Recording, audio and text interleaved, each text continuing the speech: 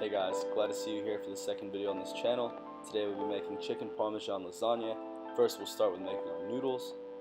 In a large mixing bowl we're going to combine just over 2.5 cups worth of flour, 1 part semolina flour, 1 part all-purpose.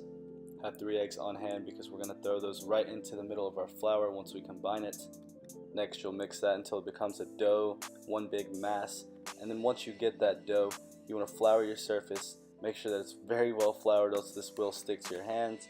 Then you're going to knead that for a few minutes just to make sure that it firms up and doesn't get stuck in your pasta machine.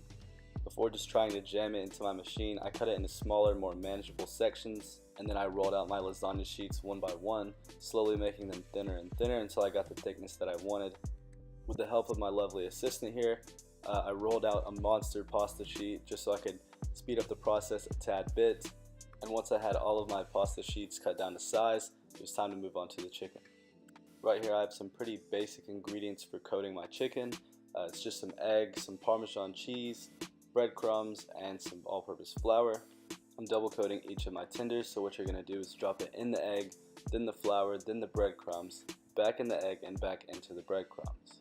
You're going to realize real quick that the mixture of egg and flour make your hands absolutely disgusting.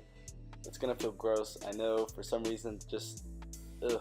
Anyways, just wash your hands, tread on, and continue the process of breading your chicken into your egg, flour, breadcrumbs, egg, and breadcrumbs again. And once all of those are breaded, you could go the healthy route and bake them, but I threw mine in the deep fryer and fried them until they were nice and crisp. And once you have your chicken cooked, it's just a matter of assembly and baking. Basically how the layers are gonna work is you always start with a vat of tomato sauce at the bottom. You're going to apply your noodles, a little bit more sauce, and your ricotta cheese. I threw in an egg and cream sauce in there just so it could be a little bit more spreadable. Then you're going to throw on some mozzarella and Parmesan on top. Add more noodles, then you're on to your next layer. You're going to add ricotta and then some of your tenders. Basically how you want to do your tenders is how you would make chicken Parmesan normally. So you're going to add sauce over it, then some Parmesan and some mozzarella. Make sure that the rest of your layer is filled out with sauce, ricotta, and mozzarella. Then you're going to try your very best to top off the layer with your noodles. It's going to be a bit lopsided, but you're going to correct that in the next layer. Basically in all the empty spots, you're going to throw in your tenders, add sauce, mozzarella, ricotta over the rest of the layer. You start to get used to it, you get in a groove. And then the final layer, you're going to add just a few more tenders. Top that off with some sauce, mozzarella, then throw some noodles just on top of that. Then you're going to smother this bad guy in some cheese. You're going to finish it off by grating a little bit of your fingers and Parmesan over top, and then you're ready to throw it right into the oven. My oven was set at 375 degrees.